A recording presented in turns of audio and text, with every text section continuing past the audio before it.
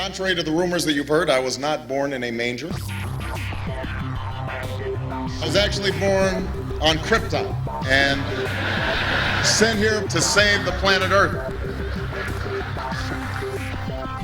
We cannot continue to rely only on our military in order to achieve the national security objectives that we've set. Everybody somewhere between the ages of 18 and 25 will serve 3 months of basic training. We've got to have a civilian national security force that's just as powerful, just as strong. Yes, we can. Obama's healthcare plan will include coverage of all essential medical services. Yes, we can. Obama is a cruel hoax. He works for Wall Street. He's an agent of finance capital. Where did you come up with the number $700 billion? Here's the Treasury spokeswoman's quote. It's not based on any particular data point. We just really wanted to come up with a really big number. To Democrats and Republicans who've opposed this plan, I say, step up to the plate. A few members were even told that there would be martial law in America if we voted no. Secretary Henry Paulson is no George Washington. I don't think anyone questions, Mr. Kashkari, that you're working hard. Our question is who you're working for. Obama pledged that he would resume the Security and Prosperity Partnership talks between Mexico and Canada that President Bush initiated. The old boss is starting to look a lot like the new boss. Robert Gates is going to remain on the job as Defense Secretary for at least a year. Plenty of sources knew about this meeting, told us and others that it was at Hillary Clinton's house, but clearly it wasn't. We've got to give them a stake in creating the kind of world order that I think all of us would like to see. We see you causing a depression so you can blow out the economy and consolidate it and bankrupt it. We know that you are enemies of free humanity, and we are here standing against your tyranny.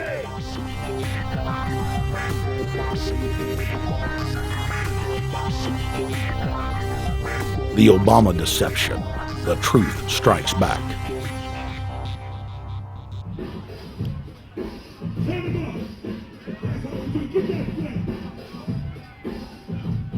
Barack is like the manager of Burger King. All presidents are, including Bush. It's like this: when your fries are cold, if your burger is not done right, you go back to Burger King, America, or your government, and you say, my burger's cold, I want new fries. First, you go to the cashier, that's the courts. You argue to the courts. The courts, if you can't get no justice with the cashier, you say, let me see the manager. I want to go to the Supreme Court. I want to see the president. The manager comes out. Hi, what can I do for you? Now the manager can override the decisions of the cashier, but you never get to see the franchise owner of Burger King. If you really have a problem with your burger, you need to go see the franchise owner. We need to go to the top or to the bottom. We need to go to where the real architecture of government is. And it's not in a president, it's in a global scheme. Politics in America today is identical to pro wrestling. And what I mean by that is, in front of the cameras and the public, we all hate each other. I'm going to kick my opponent's butt. I'm going to whale him from here to high water and beat the crap out of him. Yet behind the scenes, we all are friends going out to dinner. Went to dinner together. And it's all a work. All intermarried. Show business. It's showbiz. And that's what you have today in politics. The Democrats and Republicans aren't really opposed to each other. Left and right mean nothing. The only thing that counts is, are you working for Wall Street or you're trying to defend the people against the financiers? It's pretty obvious that there's some gigantic financial institutions that have been pulling the strings of politicians in this country for a long time. And just the fact that we have it set up where they can donate millions of dollars to these guys' funds, these guys' campaigns. I mean, how do we not expect it all to go bad? America in 2009 was desperate for change. The past 8 years had been a disaster. Those weapons of mass destruction got to be somewhere. Maybe under here.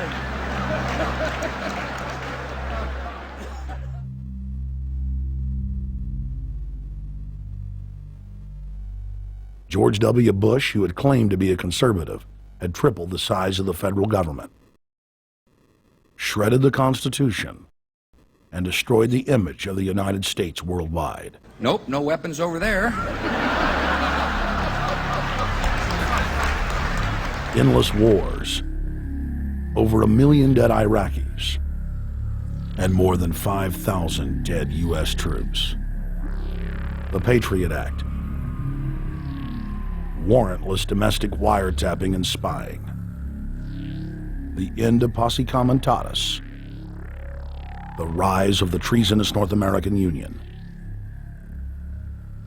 a deepening recession sliding towards total economic collapse. These factors and other abuses had the American people in a state of panic for their future and the very existence of the United States. The elite were in trouble. The people were beginning to see through their facade, past their front man, and to the ruling elite behind the throne. For the first time in U.S. history, both parties were universally hated. Congress had a 9% approval rating. The globalist agenda had stalled.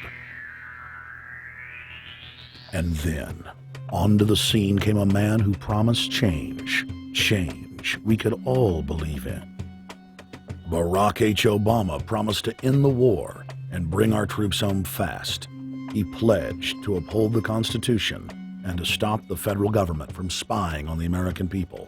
Candidate Obama told American workers that he was going to get them out of NAFTA and GATT, and he's already breaking those promises. In this film, we will prove that Obama says one thing and does another, and that he works for the very same elite interests that Bush served, the very interest engineering the financial collapse and formation of a dictatorial world government. This film is not about left or right. It is nonpartisan. Our past documentary films are among some of the most damning indictments of George W. Bush and his administration that have ever been made. If humanity has any hope of effecting real change for the better, it will not come from the Madison Avenue false reality makers who have cast Barack Obama as the savior of the world.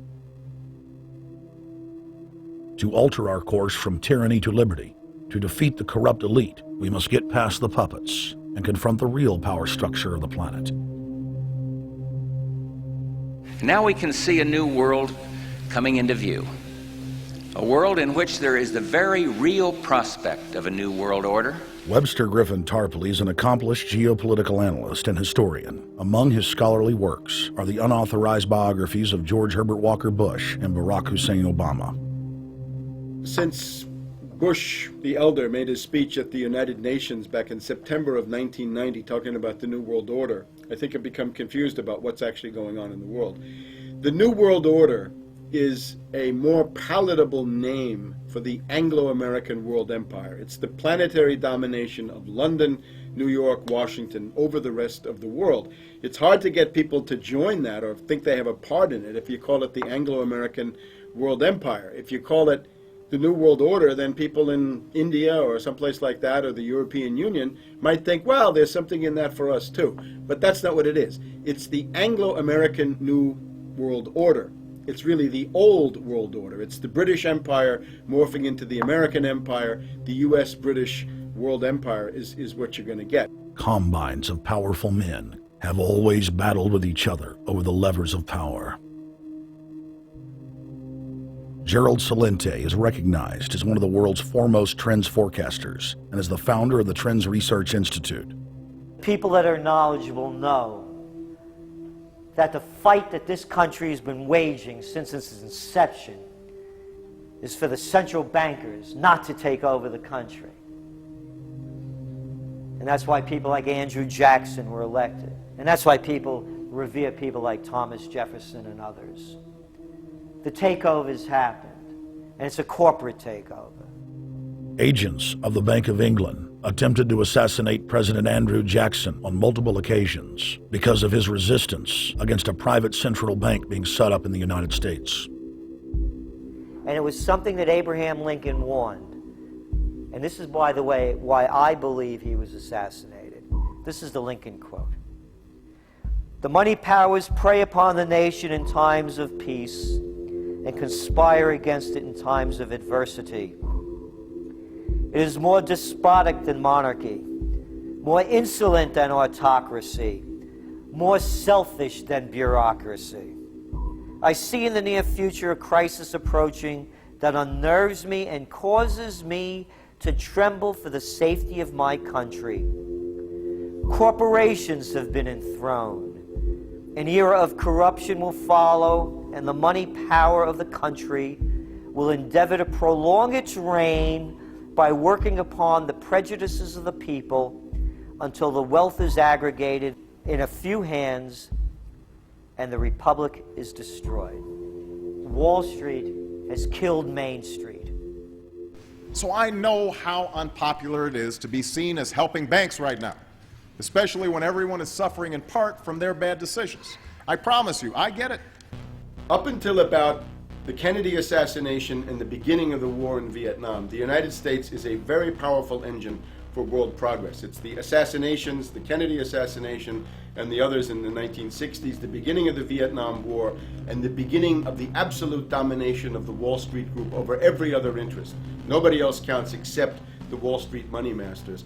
That has now made the United States into no longer a force for progress, but something very different, often a force for destruction in the world. The military-industrial complex has taken over the country along with the Wall Street gang. If you look also at the people that Obama has put on his appointments list, it's all Wall Street. It's government of Wall Street, by Wall Street, and for Wall Street. There's nobody from heavy industry. There's nobody from the auto sector, nobody from Silicon Valley, nobody from big oil, nobody from defense, no labor, no women, no retirees, no small business, nothing. It's pure Wall Street. The only people who have a voice in Obama's councils are Wall Street finance oligarchs. That's all there is. Nobody else counts for anything under Obama. It's the most extreme Wall Street administration we've ever had. Before his death, President Woodrow Wilson apologized to the public, regretting that he had been deceived by a group of international bankers and the country's financial system had fallen into their iron grip via the Federal Reserve Act of 1913.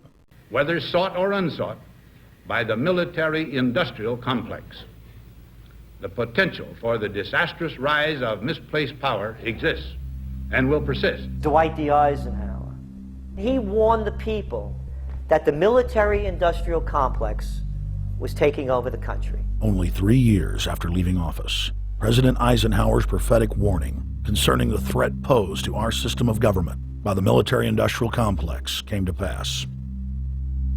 President John F. Kennedy had enraged the entire elite network. Now, Kennedy was brought in as somebody who was expected to be a puppet. It was thought that his pro-Nazi father, Joseph P. Kennedy, the bootlegger, the speculator, would guarantee that Kennedy would be obedient to the establishment.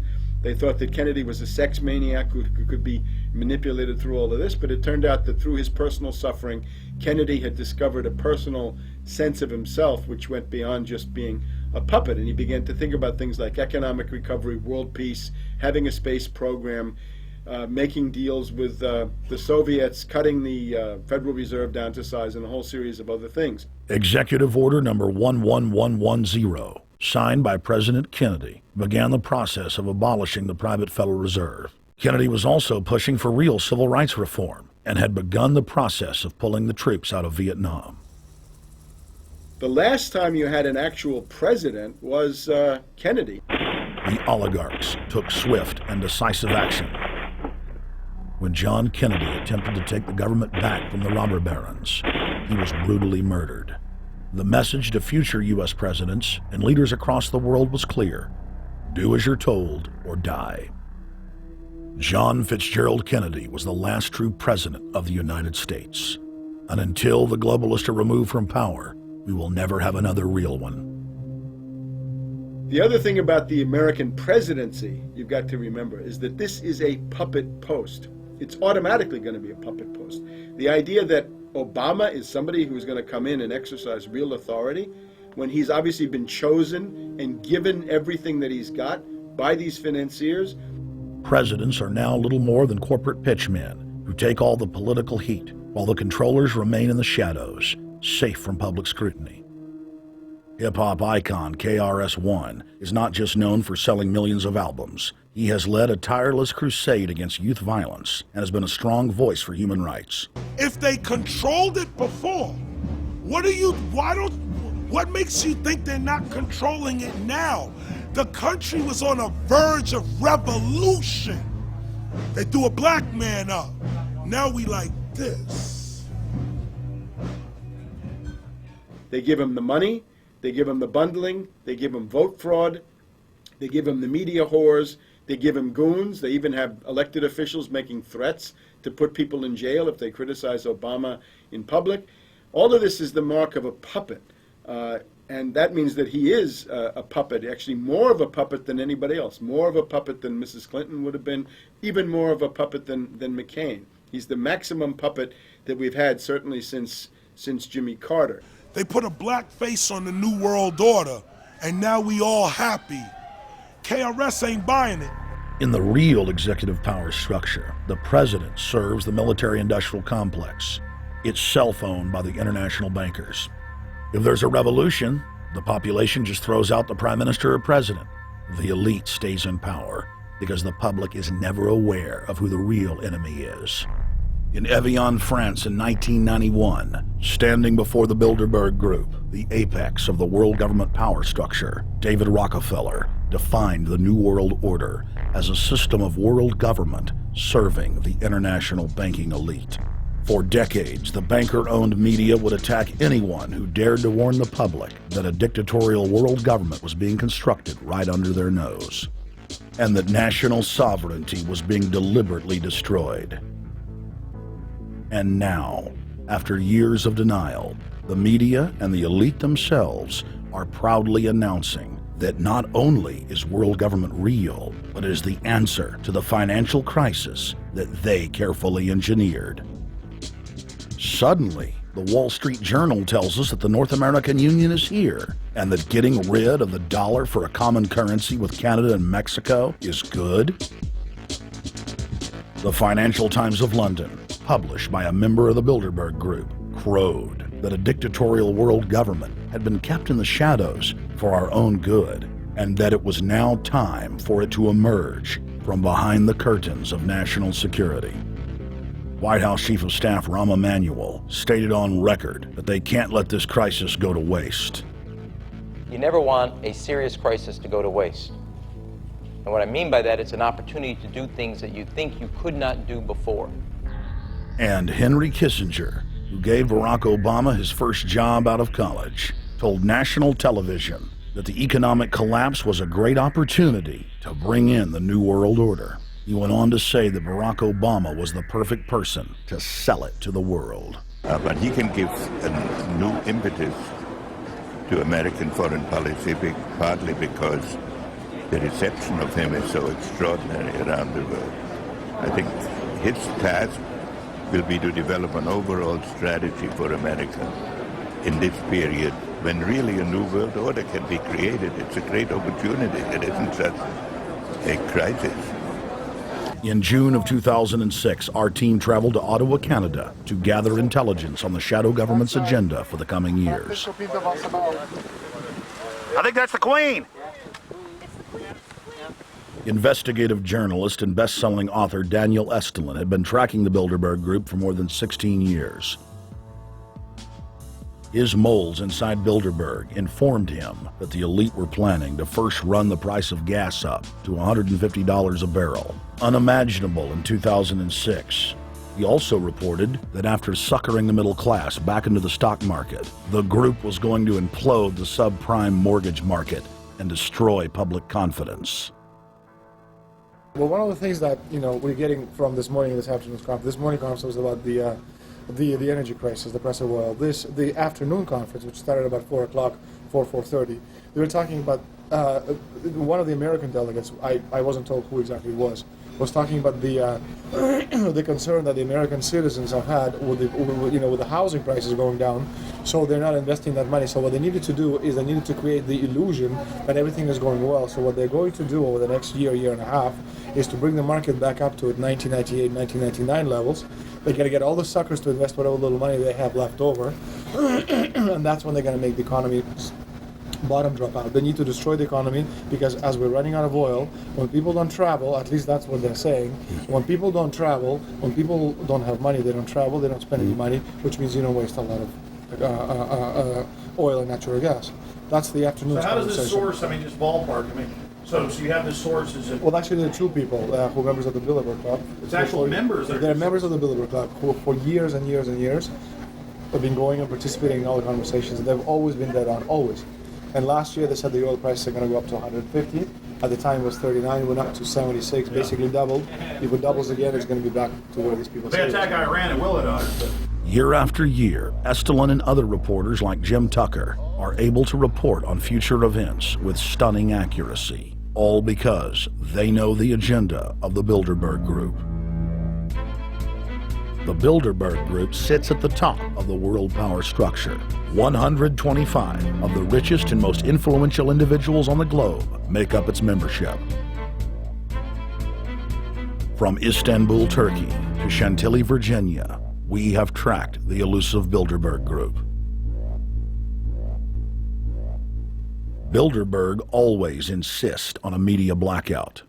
By June of 2008, we had already figured out that Barack Obama was the elite's puppet of choice. The national media claimed that during the weekend the Bilderberg Group was scheduled to meet, that Obama had speaking engagements set for Chicago and the Midwest. We knew better. In a classic bait and switch, the Obama campaign told the press corps to get on Obama's campaign plane and that Obama would join them on the flight to Chicago. Campaign staff then slammed the door shut.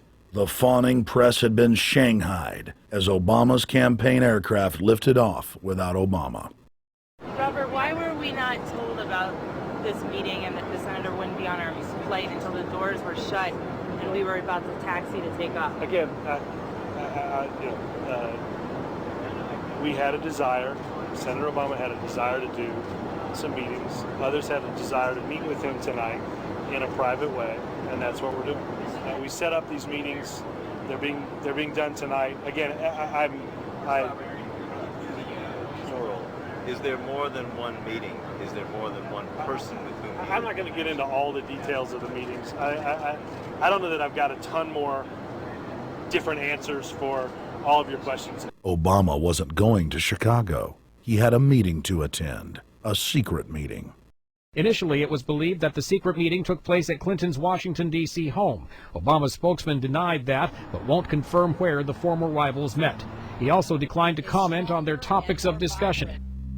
For a day and a half, the mainstream media engaged in a wild goose chase, trying to find out where Hillary and Obama had gone. 3 cover stories later, the corporate press had to admit they had no idea where the 2 candidates had gone. And to this day, Clinton and Obama aren't talking.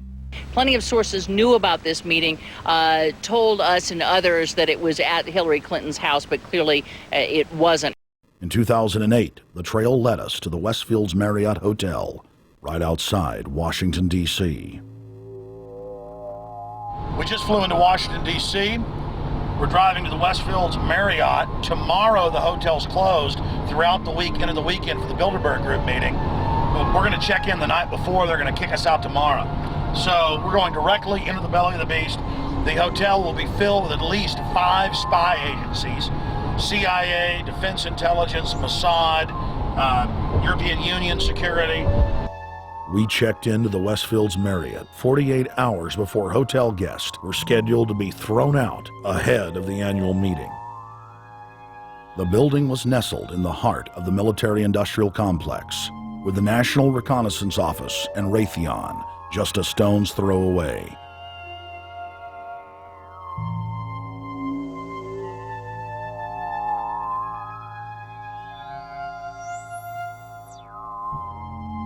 The plan tonight is to try to not get arrested, dodge the security, get in there, get some footage of the elite arriving in the morning, because some arrive before they officially lock it down, and then getting out of the building. That's our plan. I'm also going to be getting a call by a international syndicated radio show, Coast to Coast AM with George Norrie, and all week he's getting briefings from me every night about things as they develop.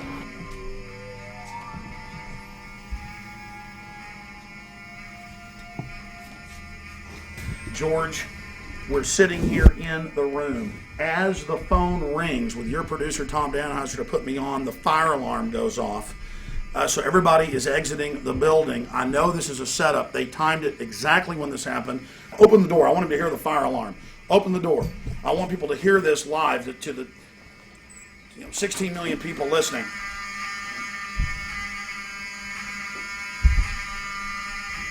George, do you hear that? Now, they're going to use this as an excuse. The Westfields Marriott, right outside D.C. in Chantilly, they want to use this to flush us out of here. They're very upset. Everybody that covers Bilderberg, I was detained 2 years ago, interrogated, screamed at. They said Bilderberg was upset about me, wanted to stop us. This is guaranteed. Everywhere we go, we're followed. We have another hotel across town as a base of operations. They were there questioning us, getting in our faces. We're being followed everywhere. I need everybody's support right now. I pray to God they don't try to set me up. They may have tried to concoct this as some way to say, look, they didn't leave during a fire drill, assessing me, knowing I would stay and do the interview. But again, the moment the phone rang with Tom Danheiser, the moment the phone rang, the guys answered it, I'm standing there, the alarm goes off. It's going off right now. The guests are exiting the hotel out there. Of course, there's no fire. This is just absolutely insane. I noticed, too, that there was over 100 security people here today, but tonight we got back and it was a total ghost town, and this is what's insane. We have a security guy walk up to us 30 minutes ago, about 25 minutes ago, before this happened, and said, "What are you guys doing?" We said, "We're just walking around checking out the artwork in the hotel," which we actually were admiring it, but we were also going around getting some footage. And they said, "Well, no cameras allowed." We said, "Fine." And then he said, "Yeah, we had somebody do a fire alarm a few weeks ago, and me and Rob, my camera guy, were going, why is he telling us about a fire alarm?" I forgot that part, George. These bastards have done this. I don't know how. They're planning to try to set us up or something, but this is incredible. We are here in the middle of this right now, George.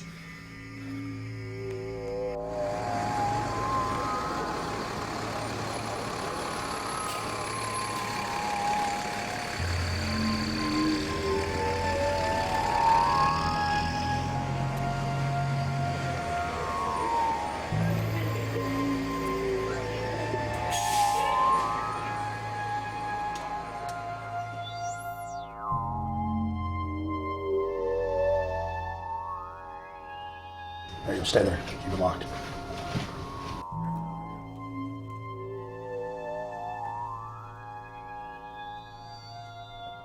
Let's go.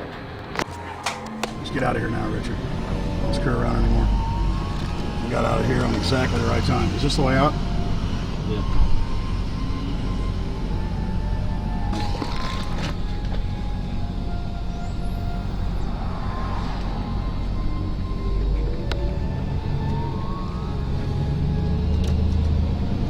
We got a car right behind us.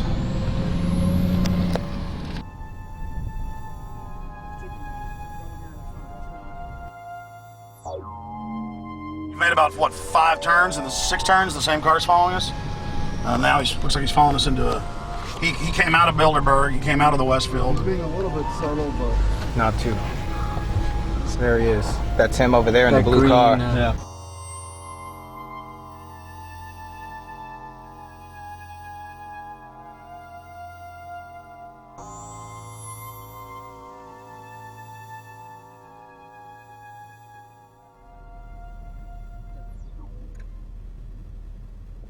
We're headed back to the Marriott here in Chantilly, Virginia, the scene of Bilderberg 2008. We successfully infiltrated the last day and a half inside, got out with some great stuff. We've been tailed, and now we're going back to cover the dignitaries, the elitists, as they arrive. And right now is the prime time for them to start arriving for the next 3 or 4 hours. We took about a 30-minute break. I'm sure we missed a few, but it doesn't matter. We've got scores of people that just organically are listeners, info warriors that are out here taking action.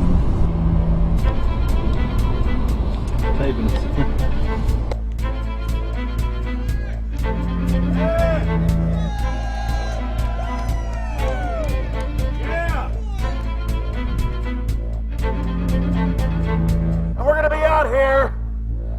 next 3 days, while you try to chart the future of our destiny, we're taking our destiny back. You're not our gods or our masters. We witnessed at least 7 convoys of armed Secret Service entering the Westfield's Marriott, and internal sources confirmed that both candidates did attend at least one meeting inside the conference. While the Bilderberg Group was 100% successful in 2008 at keeping their name out of the mainstream media, they did not fare as well when it came to the exploding independent press. During the entire 2-day event, anti-New World Order protesters and alternative media encircled the hotel. You are being exposed everywhere! From David Rockefeller, from John Edwards, from Bill Clinton. Your game of secrecy is over! You're gonna play! Get him! It's up close! You piece of trash! This is Bernanke, man! Bernanke, you're going down!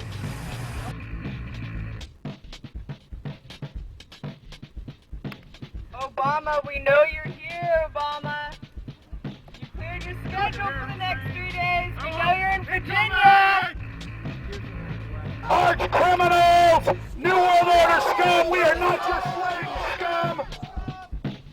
Brave Americans came from all over the United States and bullhorned the main conference hall at close range as the global power brokers schemed inside. You are criminals! You control the central bank, you control the currency, and you're turning our beautiful country and world into a nightmare! The global elite are desperate to keep their organizational meetings a secret.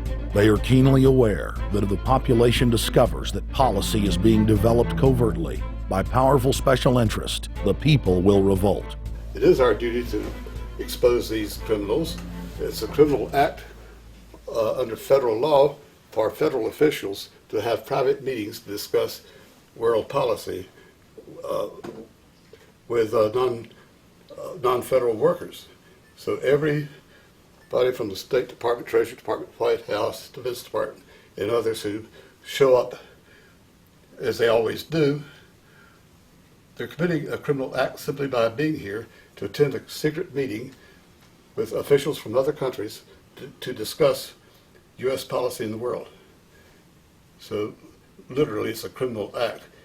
And every newspaper, every broadcaster has a patriotic duty to expose these scum and the evil they project. The election primaries served as a great diversion while the true future course of the nation was being set behind closed doors. You've got, obviously, the Bilderberger Group, founded by the former Nazi Prince Bernhard of Holland.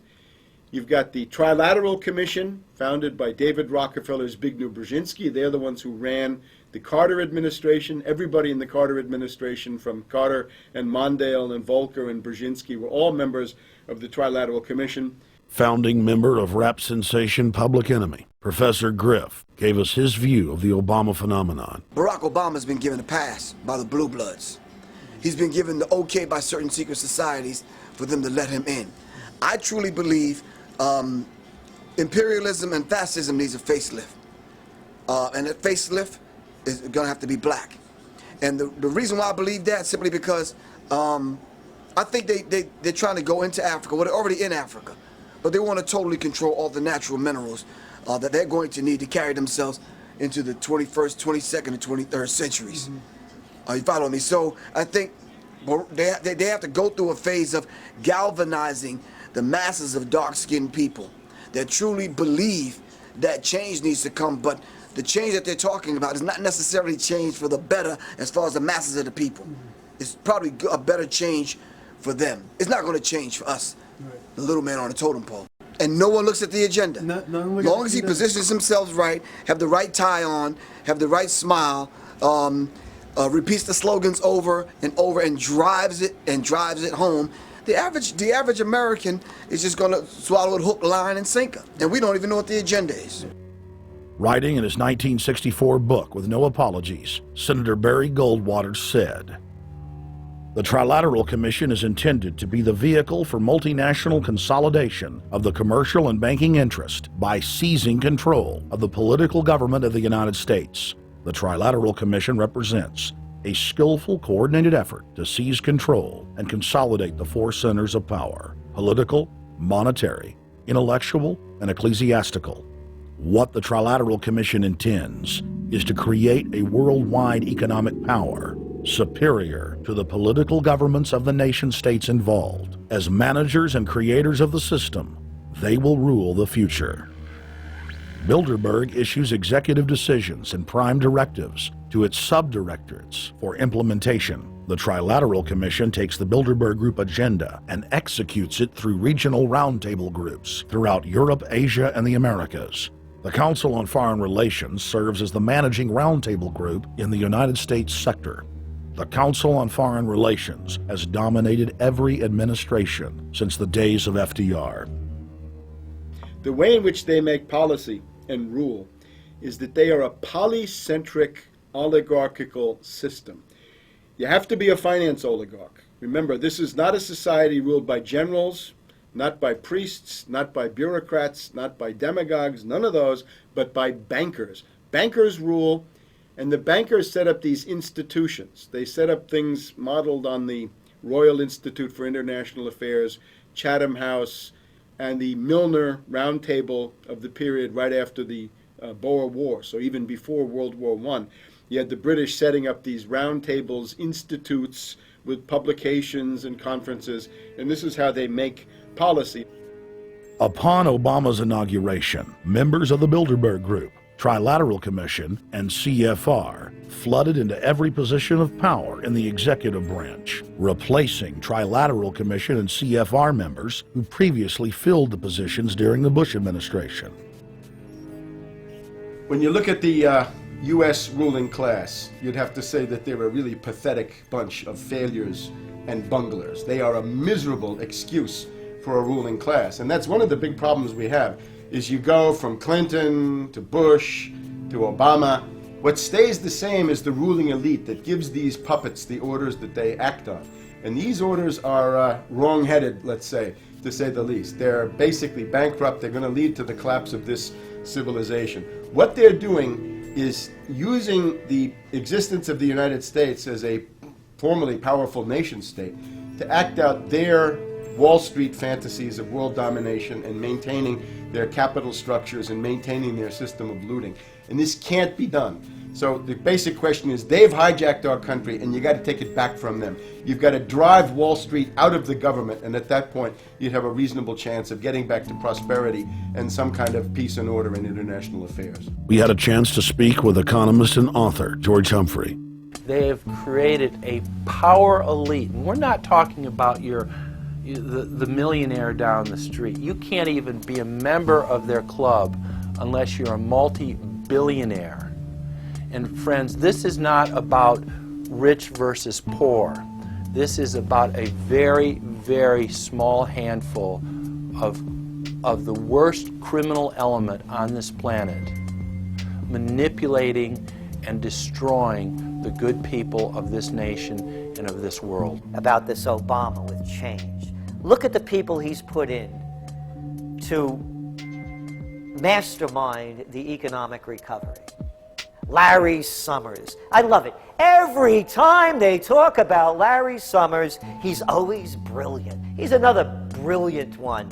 He's the one that helped dismantle the Glass-Steagall Act, the banking act that was put in place in the 1930s, so the banks couldn't become the banksters that they become. In the 1990s, you had the beginning of the derivatives bubble, thanks to people like Alan Greenspan, Rubin, Summers, a lot of the people who are now back in the Obama administration. And the derivatives, I think, are the centerpiece of this entire problem today. These are the same people, Geithner from the Treasury Department. Could you imagine that?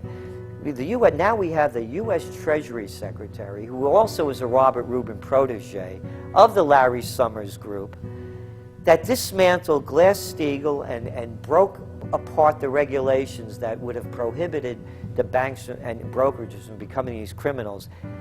He was the former president of the New York Federal Reserve, And now he's our Treasury Secretary? And as we all know, the Federal Reserve is as federal as Federal Express. It's a private bank. And now we've put this guy in charge of it? I mean, can't be Wall Street has hijacked Washington in broad daylight. Every single one of his appointments support the status quo. Every one of his appointments are there to screw the American people. Every single one of his appointments are people who are working to bring down the Republic and the Constitution of this country. Secretary of the Treasury, Timothy Geithner, Bilderberg Group and Trilateral Commission member. Secretary of State, Hillary Clinton, is a Bilderberg and CFR member. She is also married to Trilateral Commission member William Jefferson Clinton. Ambassador to the United Nations, Susan Rice, Trilateral Commission. National Security Advisor General James L. Jones, Bilderberg, Trilateral Commission, and CFR. Deputy National Security Advisor Thomas Donilon, Trilateral Commission, CFR. Special State Department Envoy Henry Kissinger, Bilderberg Group, Trilateral Commission, and CFR. Chairman, Economic Recovery Committee, Paul Volcker, Bilderberg Group, Trilateral Commission, Council on Foreign Relations. The Director of National Intelligence, Admiral Dennis C. Blair, Bilderberg Group, Trilateral Commission, CFR. Secretary of Defense Robert Gates, Bilderberg Group, Trilateral Commission, CFR. Deputy Secretary of State James Steinberg, Bilderberg Group, Trilateral Commission, CFR. State Department Special Envoy Richard Haas, Bilderberg Group, Trilateral Commission, and President of the CFR. Obama Presidential Advisor Alan Greenspan, Bilderberg Group, Trilateral Commission, CFR. State Department Special Envoy Richard C. Holbrooke, Bilderberg, Trilateral, CFR. And the list goes on and on. Even if Barack Obama were the most wonderful person in the world, he was groomed and brought to power by the global elite to carry out their agenda. Humanity must look past Obama and realize that presidents come and go, but the shadow government and their program of global enslavement continues. How could people be so stupid and gullible to believe a bunch of political people?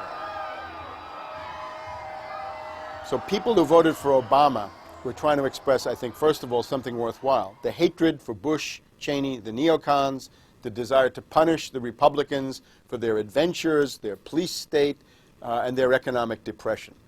The second question was on the economy. People felt that Bush was selling them down the river into a world depression. He is, of course, the new Herbert Hoover in that regard, so they were trying to get something different from that.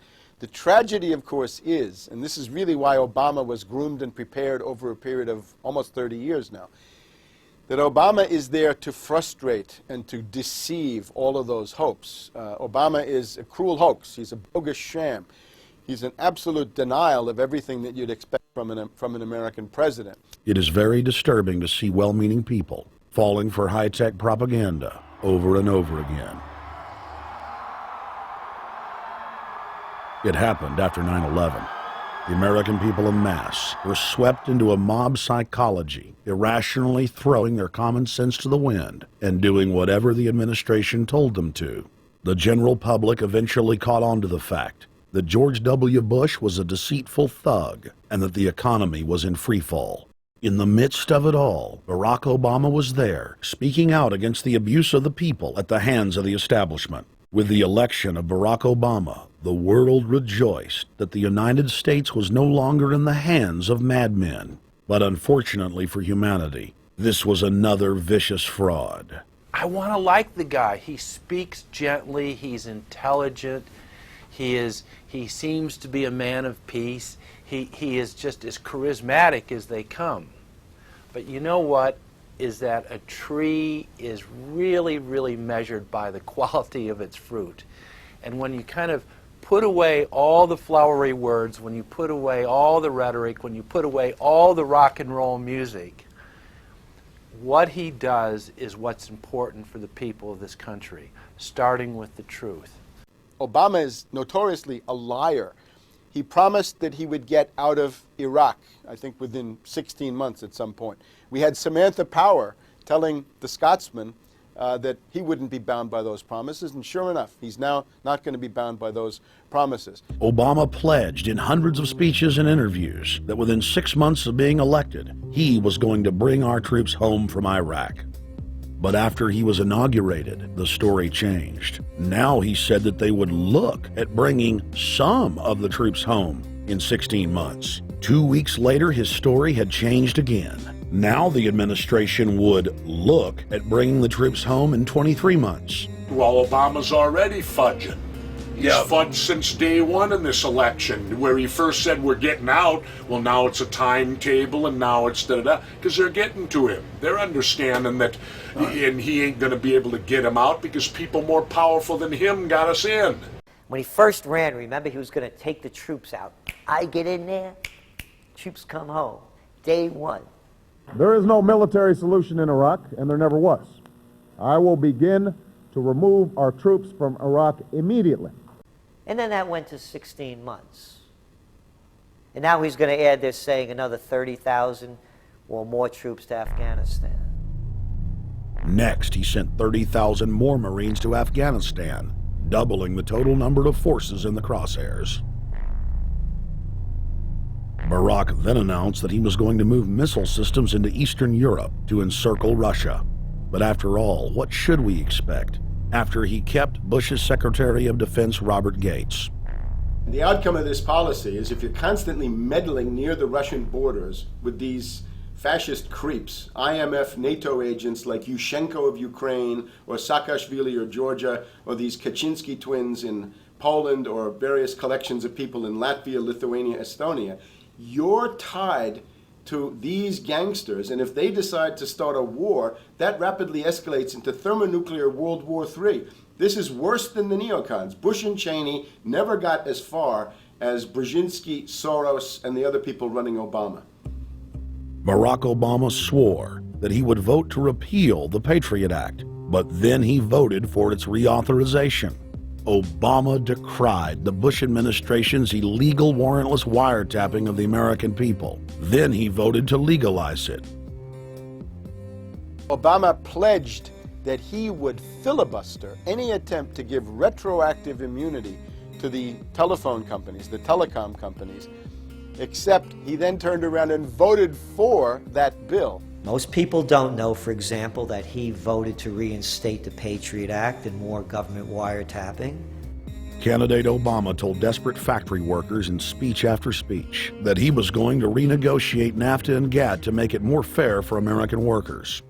It is absolutely true that NAFTA was a mistake. But then his campaign was caught sending out memos to top corporate leaders, telling them not to worry and that it was just campaign rhetoric. We had Obama saying, you know, I'm against free trade. I don't like NAFTA and all those free trade sellouts. We had Austin Goolsbee going to the Canadian diplomats and saying, don't mind him. He's just popping off. That's just election era rhetoric. Doesn't mean anything. Presidential candidate Barack Obama was publicly criticizing the North American Free Trade Agreement in a bid for votes, but privately telling Canadian officials not to worry about it. He said that he was going to bring us peace in the Middle East. He said that he was going to bring us transparency and a balanced economy. He said that he was going to not have lobbyists. He said he was going to clean up government. He said he was going to work for the environment. And point by point by point, within the first month of his inauguration, he has lied and deceived and cheated the American people. The people of the United States and the world were filled with hope that Obama was the real deal when in his first week in office he signed an executive order supposedly closing Guantanamo Bay and other secret prisons. Then the press actually had a chance to read the executive order and were shocked to find that the executive order only said that Obama was thinking about closing Guantanamo in a year. But worst of all, the executive order continued the practice of rendition which the LA Times called secret abductions. They don't know. They think that he's signed off immediately on closing Guantanamo, but he's allowing prisoners now to be taken to foreign countries and not knowing where they're sending them and to be tortured in foreign countries. They don't know that they kept that provision in there. Obama is now continuing the practice of secret arrest, secret prisons, and most importantly, indefinite detention without trial. When a British high court said that it was preparing to release secret British and U.S. torture orders that prove that the Bush administration was ordering personnel to systematically abuse detainees, Barack Obama threatened to cut off all U.S. intelligence ties to England. To add insult to injury, he stated that the program was important to national security, not only endorsing Bush's crimes, but continuing them. Obama voted for a reinstatement of the Patriot Act. And by his early deeds already, again, as we saw with the issues of retention, he's willing to send people that have been charged with nothing to be tortured to so-called get the truth out of them. If the makers of this film attempted to cover all of Obama's lies, this documentary would never be released because there are new ones every day. So in the interest of time, we're going to cover one more big one. Barack and his handlers made the cornerstone of his campaign, keeping lobbyists and donors out of his administration. Within hours of being elected, Obama did a 180 and filled the White House and federal government with lobbyists and donors at all levels. Obama picked William Lynn, the top lobbyist for Raytheon, to fill the number 2 position at the Department of Defense. Timothy Geithner, former president of the private Federal Reserve Bank of New York, was picked by Obama to be Secretary of the Treasury. Geithner promptly crammed the Treasury Department full of lobbyists, like his Chief of Staff, Mark Patterson, formerly the top lobbyist at Goldman Sachs. Obama appointed top lobbyist to the Saudi royal family, George Mitchell, as the lead Middle Eastern envoy. Obama appointed the king of Wall Street lobbyists, Leon Panetta, to head up the CIA. Obama tapped Tom Daschle, top lobbyist for healthcare firms, to run the Department of Health and Human Services, and the list goes on and on. Then, 3 weeks into his administration, Obama launched a new lie, more outrageous than the previous. With Academy Award-level conviction, he said that he was upset about the banker bailout, which his own Chief of Staff, Rahm Emanuel, another former Wall Street executive, had engineered. Obama said that he had signed an executive order capping the CEO salaries of those who had taken the bailout money. There was just 2 problems. All the major banks and brokerage firms were exempt, and the new order only dealt with any future bailouts. And those were to be on the honor system. What gets people upset, and rightfully so, are executives being rewarded for failure. AIG, Bank of America, and Citigroup, which have received billions in bailout money, don't fall under this plan. Only banks negotiating future agreements with the government will be restricted.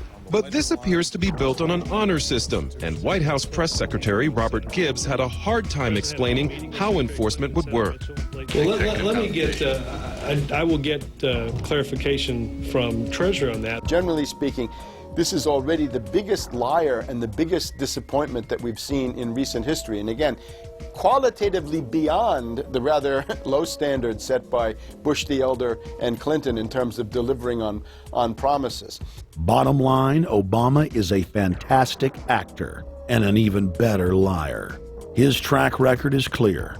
He has done the opposite of everything he told the people he would do. They'll make up one lie after another. And if you believe these people, knock yourself out. I don't believe a word they say. Within 1 month of the passage of the first banker bailout bill, the press reported that over $5 trillion had just disappeared out of the U.S. Treasury. By December, the amount of money that had been stolen had reached $8.5 trillion. The leadership of both political parties circled the wagons and would not discuss where the money had gone. In the pen! In the Fed! In the Fed! In the Fed! Informed Americans protested the private Federal Reserve System at all 38 of their regional governorship offices. Arrest Bernanke and Paulson! Arrest all the criminals that stole the banker bailout money! It was refreshing to see people standing up against the real power structure, not being distracted by the elite's frontmen like George W. Bush and Barack Obama. We traveled to Dallas, Texas to cover We the People taking on the real enemy. Hey, I want to talk to the workers up there on the parapet. The ones smoking cigarettes that just jumped back. You're with the American people, we know that. But understand, ask the workers inside. You're not in a federal government building. You're in a private Federal Reserve that uses that name as a fraud. That'd be like if my first name was Federal Reserve Jones. I'm still not the federal government. I'm not a federal agency. But if I said my name was Federal Reserve, I could go out and pay off politicians and get them to allow me to get into power so I could issue the currency and credit, and then I could buy up the world. That's what these criminals have done. A lot of people think that the Federal Reserve is already part of the government. They're not. It's controlled by cliques of unelected, unaccountable bankers meeting in secret. Most of these people have never even been through the formality of a Senate hearing or a Senate confirmation. They claim that they're part of the U.S. government. They masquerade as if they were part of the U.S. government. But in reality, this is a purely private operation. Jackals, hyenas, raptors, all of them loyal, not to the American people, but to the Wall Street banks, which is where most of them come from. Everyone is pointing to Barack right now, President Obama, as saying, you got to get the economy together. You got to get the economy together. When in fact, the president has very little to do with the economy. It's the Federal Reserve chairman that at least sets the policy. That's a privately owned company, the Federal Reserve Bank. They set the agenda. These guys are masquerading as a federal institution. They are a private banking consortium, and this is their front, their holding company. The Federal Reserve is not federal. It's a front for a private banking cartel. That's on record in congressional testimony, and they're the ones orchestrating the economic collapse we're seeing right now, so that's why we're here. While at the In the Fed rally outside the Federal Reserve Bank in Dallas, Texas, we spoke with Ron Paul's brother, Wayne Paul. 1913, the Federal Reserve Act was passed, floor of the House, where 3 members of Congress were on the floor. At that time, they only needed a majority of votes to pass it. So in 1913, the Federal Reserve Act was passed. 20 years later, 1933, under Roosevelt, the United States was declared bankrupt. And in 1933, the Federal Reserve Private Bank says, okay, USA, what are you going to pledge as collateral on the debt you owe me? What happened by 1936? Does anybody know?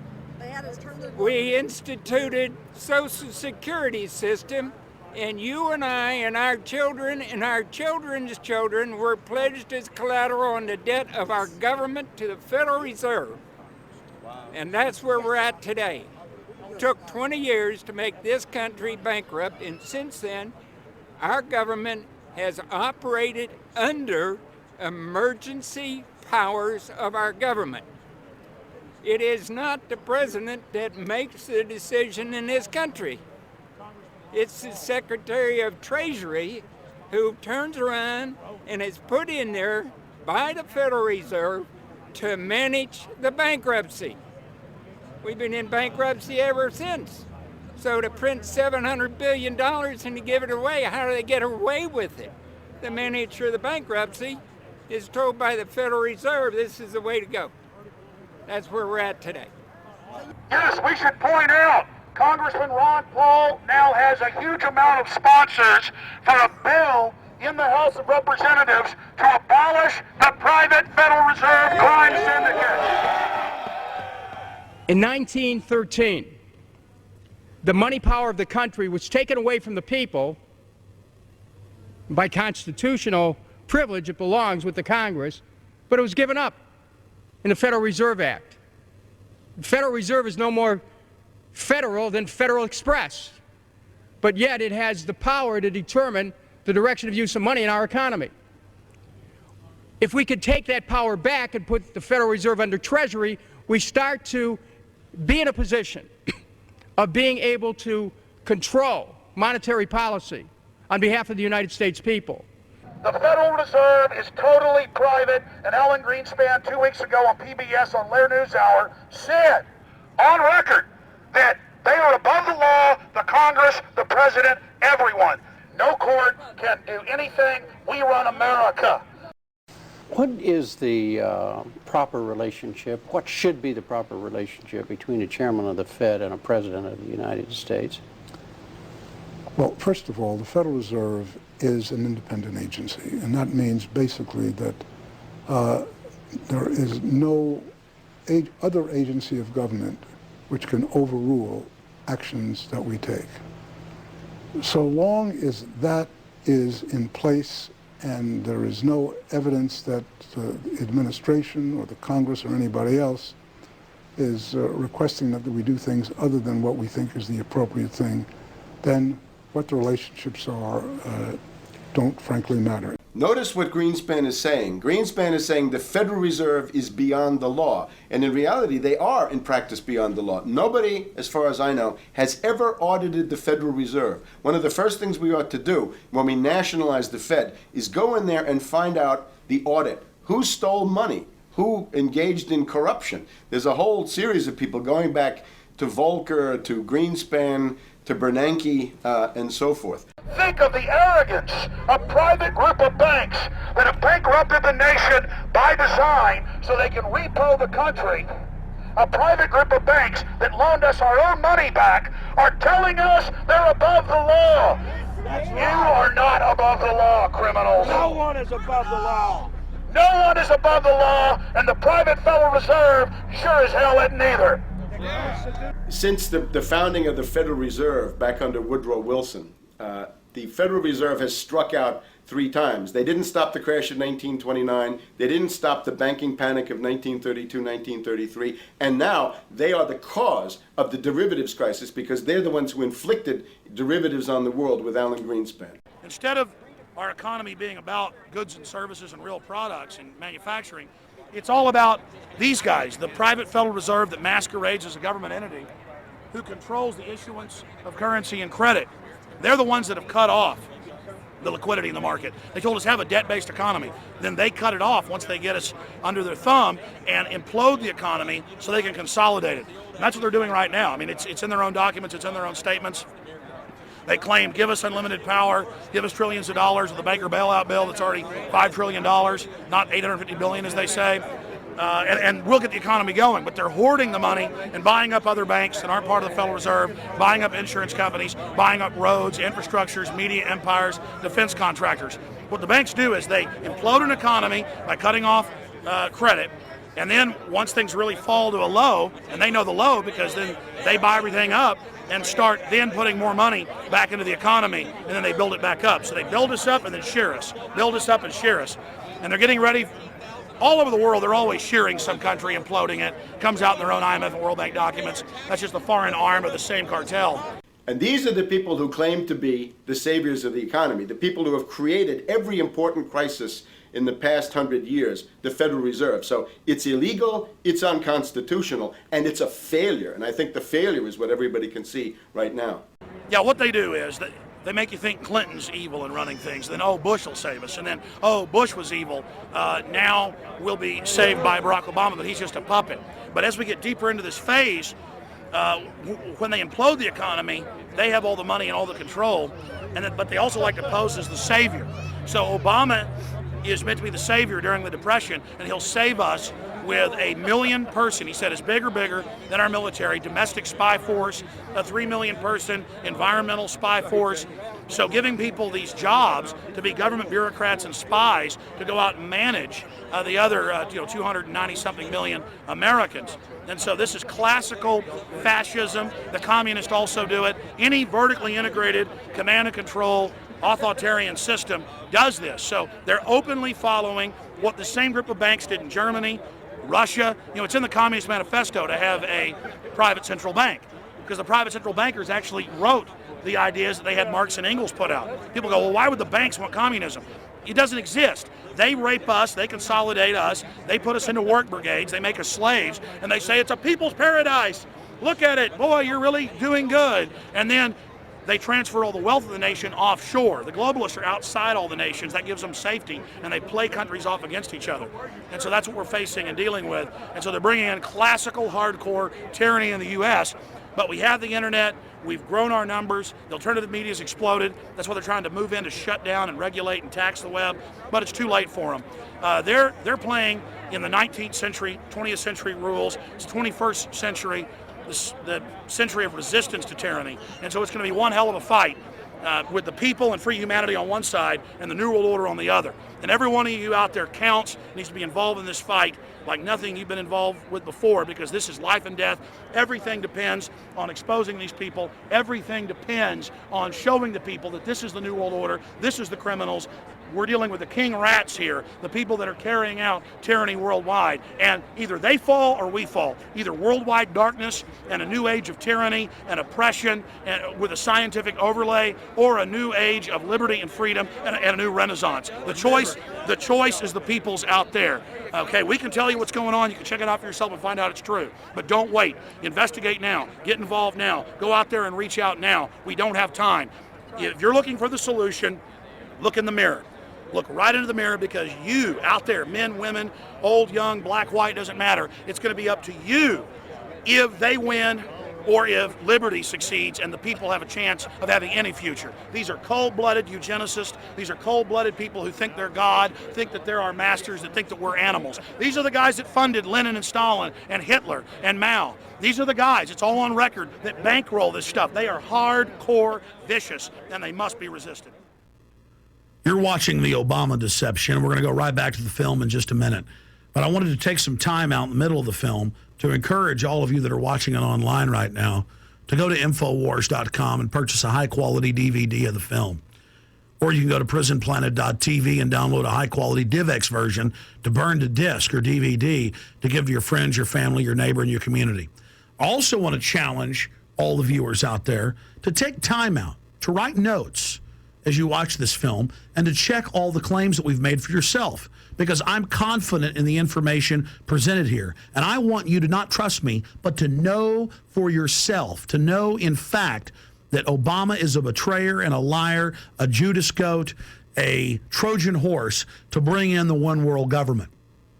So again, I want to thank you for watching the Obama deception. You can go to Infowars.com and get a high-quality DVD, or watch it in super high quality and burn disc to give your friends, your family, your neighbors, and warn the public at PrisonPlanet.tv. Now let's cut right back to the Obama deception. Up until about the Kennedy assassination and the beginning of the war in Vietnam, the United States is a very powerful engine for world progress. It's the assassinations, the Kennedy assassination, and the others in the 1960s, the beginning of the Vietnam War, and the beginning of the absolute domination of the Wall Street group over every other interest. Nobody else counts except the Wall Street money masters. That has now made the United States into no longer a force for progress, but something very different, often a force for destruction in the world. That doesn't need to remain that way. The interest of the American people is to fight to take your government back from Wall Street and make the United States a force for progress in the world, which we easily could do if we could just break the power of the people behind Obama. The main banks of Europe, which were started by Adam Weishaupt and Rothschild, the Banque Nationale de Paris, the Bank of England, the Bank of Italy, have all financed the messianic and war leaders of the last 200 years. Napoleon, Lenin, Stalin. They backed Adolf Hitler. They backed Franklin Delano Roosevelt. And they are backing right now Barack Obama. The banking cartel had established a beachhead in 1913 through the Federal Reserve Act. In 1947, they set up a parallel shadow government through the National Security Act. From 47 on, the national security state began the long process of absorbing federal and state bureaucracies, while at the same time undermining the constitutional power of Congress and dominating the executive branch. By controlling the issuance of currency and credit, the private Federal Reserve was able to buy up most of the Fortune 500.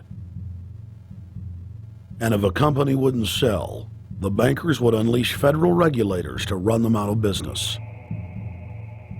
Private central banks in Europe, the United States, and England took taxpayer money and loaned it at over 30% interest to third world nations.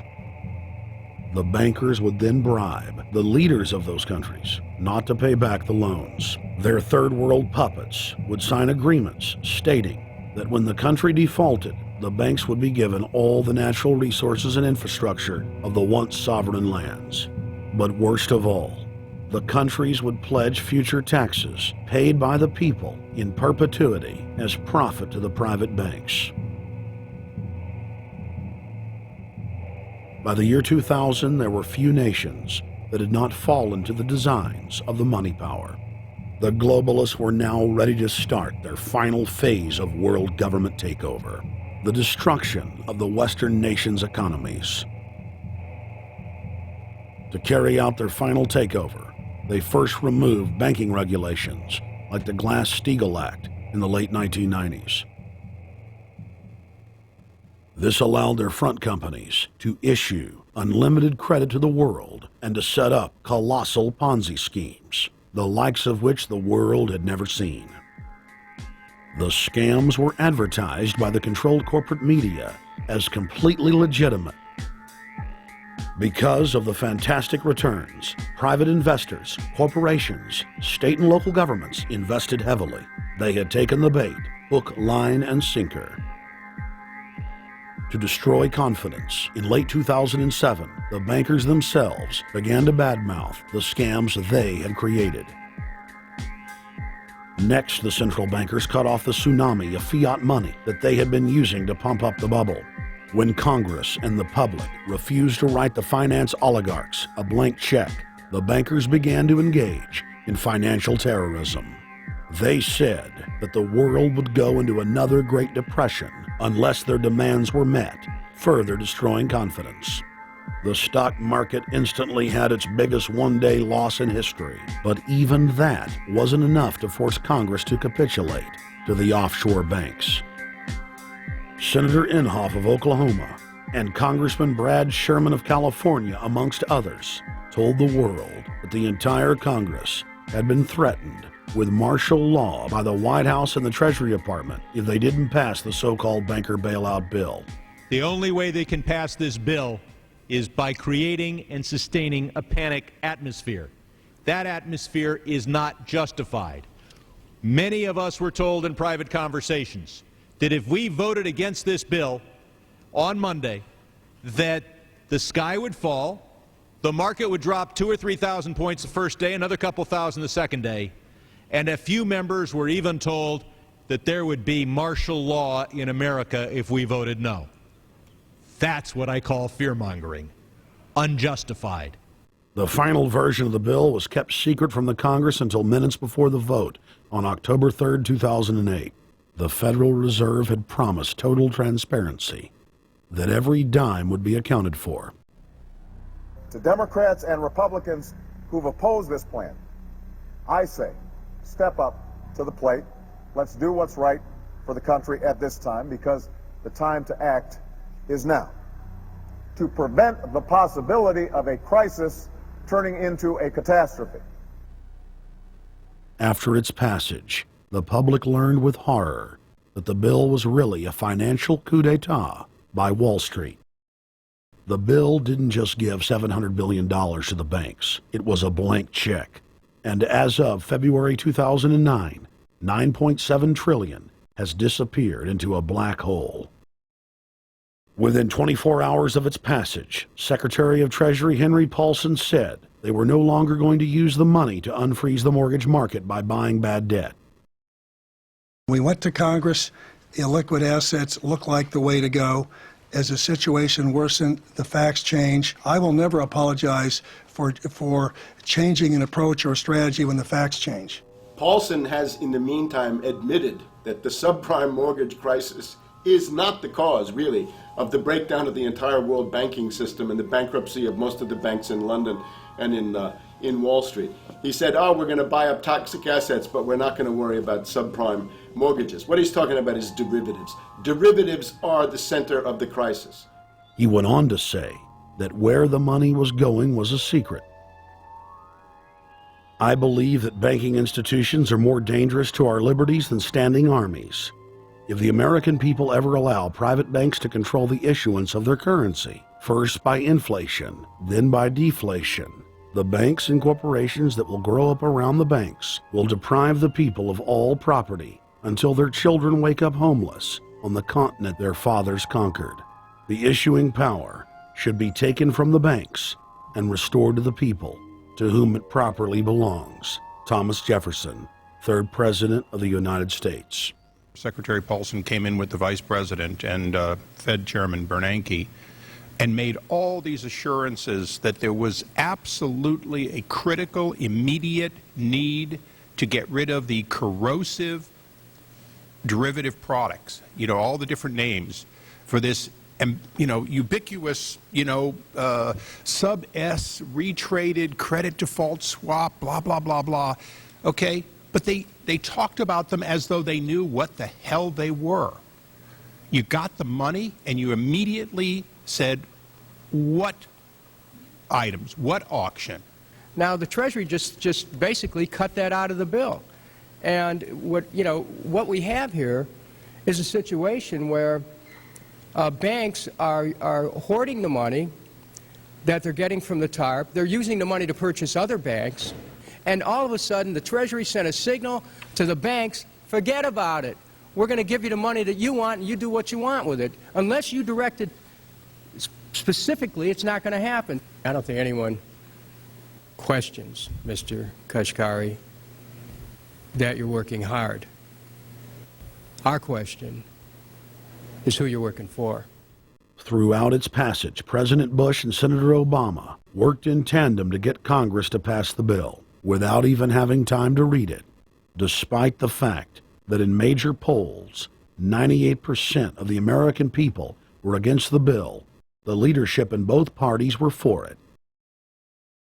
And I really want to commend Barack Obama, because as we were involved in the this and that and different provisions of the bill to persuade people, he really gave them confidence that this was the right decision for the American people, even though it wasn't, in our view, a great bill for them to vote on. I want to take a particular moment to also thank the individual who's not here, and that is Barack Obama, who made numerous calls not only to all of us, but to members of our caucus, and helped us gather the votes on the Democratic side to pass this legislation. Bank heads then bragged to the press that they were hoarding the bailout money and using it to buy up smaller, healthy banks and insurance companies. Their plan was working like a charm. Next, the central bankers loaned the federal government back $787 billion of our own money at interest for President Obama's so-called stimulus package. And just like the banker bailout, Congress was given less than an hour to read the 1,070-page plus stimulus bill. Barack Obama, who had pledged on the campaign trail to wait 5 days before a bill could be voted on so that the Congress and the people could have a chance to read it, said that the stimulus was too important and it had to be passed before anybody could see it or read it, or the crisis would turn into a catastrophe. Doing little or nothing at all will result in even greater deficits, even greater job loss, even greater loss of income, and even greater loss of confidence. Those are deficits that could turn a crisis into a catastrophe, and I refuse to let that happen. After its Friday passage, in gangster fashion, President Barack Obama took a 4-day vacation and said that there was no rush to sign it. The spending bill was really a takeover bill, designed to further federalize the states and to pay off rich donors that had donated to both parties. As the world slid deeper into depression, the bankers celebrated the fire sale that they had created. I believe the phrase burdens of the office is overstated. Yes, Kelly. Why me? Oh, the burdens, you know. Why did the financial collapse have to happen on my watch? It's just pathetic, isn't it? Self-pity. And I don't believe President-elect Obama will be full of self-pity. With their access to unlimited fiat capital, they could now buy up sectors of the world economy not already controlled by them. For over a century, the Anglo-American establishment had worked to bring the world system to this point. Artificially engineered global bankruptcy. In an address before the Trilateral Commission in June of 1991, David Rockefeller laid out the elite's ultimate goal. The supranational sovereignty of an intellectual elite and world bankers is surely preferable to the national autodetermination practiced in the last centuries. Now that the bankers were holding the world hostage, they issued their ultimatum. The only solution to restart the global economy would be to set up a planetary government ruled by a new Bank of the World, a Bank of the World owned and controlled by them. Suddenly, hundreds of prominent publications announced the solution, the people's only salvation. Time magazine, in an article titled "The New World Order," said that the new super bank would control the world's currencies and set interest rates, and that the new bank would, quote, knock the heads of bad countries like the United States. At a meeting of central bank heads and finance ministers dubbed Bretton Woods II, the plan for world government was unveiled by the very bankers that had engineered the collapse. Formerly sovereign countries would now pay their taxes directly to the banking cartel. Hundreds of new carbon taxes, controlling every facet of human activity, would only be the beginning. Now all the elite had to do was to sell the public on accepting the final phase of their takeover. And it's Obama's job to sucker the public into standing down so the bankers' agenda can move forward unhindered. Never before in U.S. history has the media gotten behind a president like they are behind Obama. The press has pulled out all the stops, bestowing a crown of infallibility upon Obama as the savior of the people. The elite are betting everything they've got on Obama's charisma and hoping that he can sell the world on their program of tyranny. Yes, there have been differences between America and Europe. No doubt there will be differences in the future. But the burdens of global citizenship continue to bind us together. A change of leadership in Washington will not lift this burden. In this new century, Americans and Europeans alike will be required to do more, not less. Partnership and cooperation among nations is not a choice. It is the only way. We've got to give them a stake in creating the kind of world order that I think all of us would like to see. In truth, Obama is not simply continuing George W. Bush's policies. He is radically expanding them. I thank President Bush for his service to our nation. This film has documented the painful fact that Barack Obama's agenda is the complete opposite of what he has claimed it to be. Now we will reveal what Barack Obama and his controllers' true agenda is. Number 1. Bring the United States under the complete regulatory control of a private offshore superbank known as the Bank of the World. More than 100 new taxes are now being developed under the umbrella of curbing greenhouse gases. The new taxes will be paid directly to the private bank consortium. At the producer level, taxes will be paid on farm animals' flatulence. At the consumer level, there will be carbon taxes on all forms of meat, beef, poultry, pork, and fish. All cars will be fitted with satellite tracking boxes that will tax driving by the mile. And an added tax will be placed on all fossil fuels, including motor oil and natural gas. All plastic products will have a carbon tax added. Outdoor space heaters and fireplaces are to be taxed. All electricity produced by coal-powered plants will be taxed.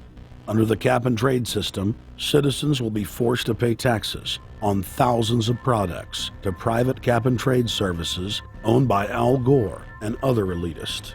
There will be taxes on light bulbs, water, trash pickup, air travel, train travel, bus, ship, medicine, steel production, mining, clothing, laundry, asphalt are just a few of the new taxes to be levied. But to truly transform our economy, to protect our security and save our planet from the ravages of climate change, we need to ultimately make clean, renewable energy the profitable kind of energy. So I ask this Congress to send me legislation that places a market-based cap on carbon pollution and drives the production of more renewable energy in America. That's what we need. The notion of anthropogenic global warming is a fraud. In other words, the idea that the planet is getting warmer and that human activity is somehow responsible is a pseudo-scientific fraud. It's a big lie.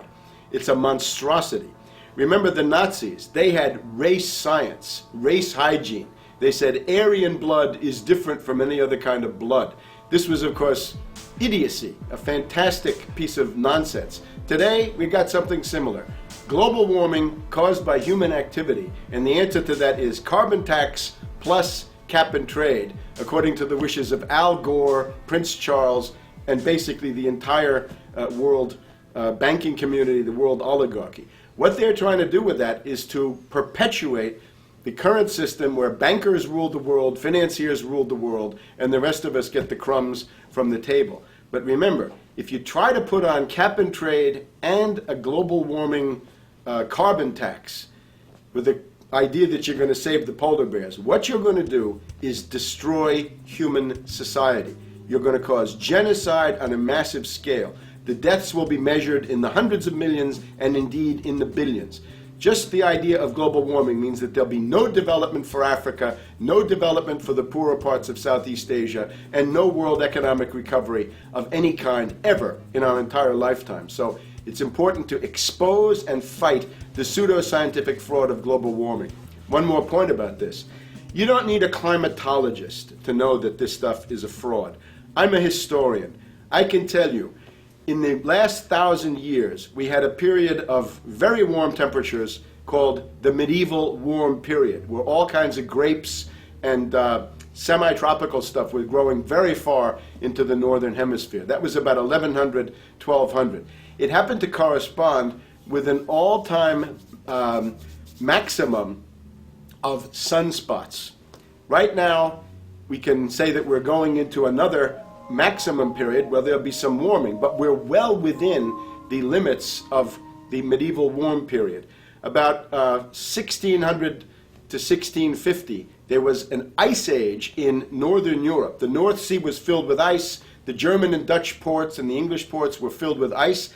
That corresponds to an all-time minimum of sunspot activity, the Spörer minimum and the Maunder minimum. So this has largely got to do with solar activity. We can see that other planets, not just the Earth, are warming slightly as a result of increased solar activity. But we're well within the minimum. So what the oligarchs claim to be an open and shut scientific case is a piece of pseudo-scientific nonsense, and it should be rejected. Number 2, the social engineers are fully aware that the Obama craze will wear off quickly, so they are racing to put in place the most oppressive police state control grid in human history.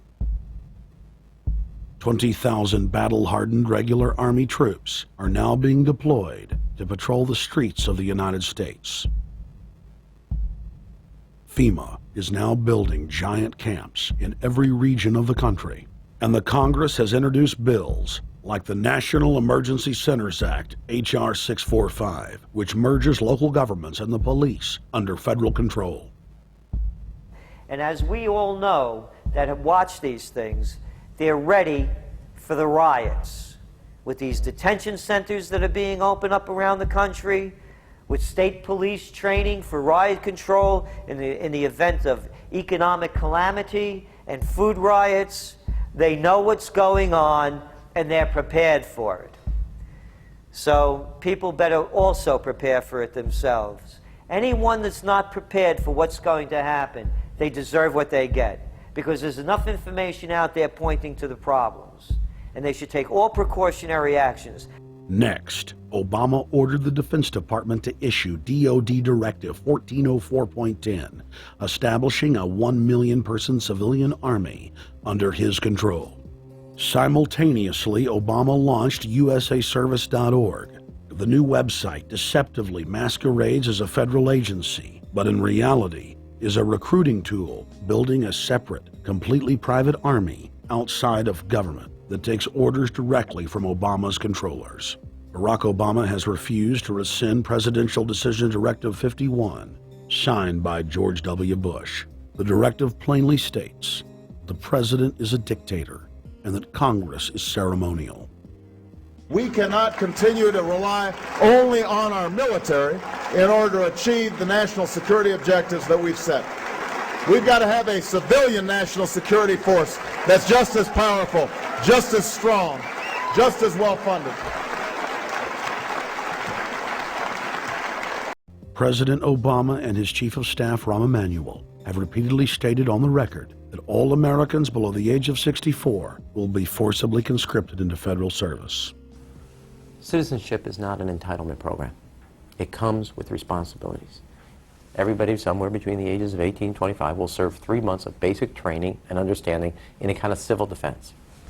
Now, it doesn't always have to be service in uniform. One of the things that if you talk to our generals, they are desperate for is a civilian counterpart to our military forces. So is this compulsory then?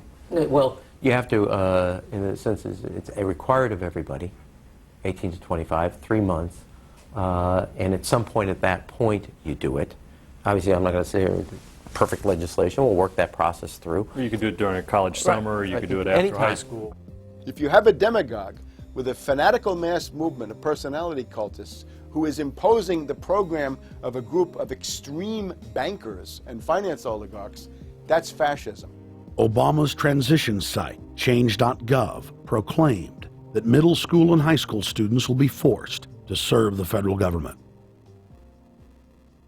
Fascism is gutter up, streets up, hooligans, thugs, fervently idealistic students, swarming adolescents, just the kind of thing you see around Obama. The way you get a population to enslave itself when the police and the army are no longer enough to do that. So I think that's if you're a left liberal, it's time to open your eyes to that. All young Americans between the ages of 18 and 24 will be conscripted into a paramilitary domestic security force. If Obama has his way, adults and seniors will also be forced into other forms of service for the betterment of the homeland. Number 3, disarming the American people. Obama operatives in the Congress have introduced more than 10 bills that would end the Second Amendment as we know it. H.R. 1022 would allow the new Attorney General Eric Holder the dictatorial power to ban any gun he wishes at will. In 2008, before the Supreme Court, in the D.C. gun ban case, District of Columbia versus Heller, Holder argued for the complete disarmament of the American people and that only the military should own firearms. H.R. 257 would ban all youth shooting sports, including YMCA and Youth Olympic shooting clubs. H.R. 45 would force all gun owners to undergo federal psychological screening, registration, and testing to keep their firearms. White House Chief of Staff Rahm Emanuel has proposed the extrajudicial banning of any American on the fraudulent no-fly list from owning any firearm. That is, if you are on the no-fly list because you are known as maybe a possible terrorist, you cannot buy a handgun in America. Over 25,000 Americans are added each month to the no-fly list, which numbers over 1 million people who have not been charged or convicted of any crime. It's a case of mistaken identity for a 5-year-old boy from Normandy Park. He had trouble boarding a plane because someone with his same name is wanted by the federal government.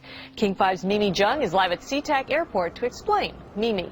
Lori, it's hard to believe that a 5-year-old could be considered a threat, but that's exactly what happened here at SeaTac last week when Matthew Gardner showed up for a flight to LAX. Index for entry. As 5-year-olds go, Matthew Gardner is about as harmless as you can get. But when he and his mom checked in for their flight at SeaTac last week, Matthew was considered the criminal. If you're on that no-fly list, your access to the right to bear arms is canceled because you're not part of the American family. You don't deserve that right. There is no right for you if you're on that terrorist list. And even though this Matthew Gardner is only in kindergarten, TSA workers still conducted a full-blown search. They searched all of our belongings. They took everything apart piece by piece. Nadia Counter says it wasn't easy being treated as a possible threat to national security. I picked up my child to give him a hug and tell him, you know, it's okay, we're doing fine. And they reported to me that I was not allowed to touch him. He was a security risk, and they had to research me to make sure that I had not obtained any materials from him. Number 4, massive restrictions on the First Amendment guarantee of free speech. The President, Congress, and the FCC have announced plans to not only curtail speech on talk radio and newspapers, but to also regulate speech on the internet through the Orwellian-named Fairness Doctrine. The Obama machine is also pressuring Congress to pass draconian hate speech laws that will eviscerate the First Amendment. Number 5, they plan to further federalize health care so that the government can dictate what kind of care citizens receive. Modeled after the British system, this includes rationing care and restricting what procedures the handicapped and elderly are eligible for. Number 6, Obama is already pushing to expand the Department of Defense budget and to station more U.S. troops overseas to encircle Russia, China, Iran, as well as setting up bases in Africa under the pretext of humanitarian aid, and dominate and occupy Africa through AFRICOM. So we're taking your phone call, seeing what you think of Barack H. Obama. Is he a Judas goat? Is he a front man? Is he a betrayer? Let's go to Anthony in Georgia. Anthony, what's your take on Barack Obama? They put the face of Barack Obama as part of their public relations because it's like the old folk tales about vampires. A vampire cannot force his way into somebody's house. It's against some kind of metaphysical law. So the vampire has to persuade the resident of the household to open the door and invite him in. So they're going to look at the peephole at Barack Obama, which looks like them and appears to be on their side. They're going to say, okay, here's my ally. Let me open the door and let me let this person in. And then Barack Obama is just, of course, a front man for the American empire, where he's going to have the entire U.S. Navy, the entire U.S. Army, and the entire U.S. Marines under AFRICOM command. And, of course, he's going to turn it into a new Iraq, and he's going to turn it into a new Afghanistan. Every operation that you see going on in Iraq and Afghanistan is going to propagate to the poor countries of Africa. And well, sir, I agree with you. Sir, I agree with you. They're looking to the people. They see a handsome, smiling African face. You know, he's all, hey, I'm from Kenya. And then it's a total bait and switch. But it's the same thing here in the United States where they would get sellout Native American chiefs to sell out their people. This is the oldest trick in the book. And he can also pacify the most downtrodden minority groups in the United States. And he's saying, hey, get ready for sacrifice. Get ready to lose your standard of living. They're like, yay, I love Obama. They could never get away with this with a John McCain. Obama basically does a couple of things. One is, again, this idea, kick the Chinese out of Africa. Kick them out of Sudan where they get oil. Kick them out of Zimbabwe where they get raw materials. Start a civil war in Congo, another big source of raw materials. Al-Qaeda, an arm of the U.S. intelligence community, is now active in Algeria, Tunisia, Morocco. You've got a destabilization going on in Kenya around Odinga. That's Obama's cousin. This is a guy who has two children. They're Obama's niece and, well, nephew in a broad sense.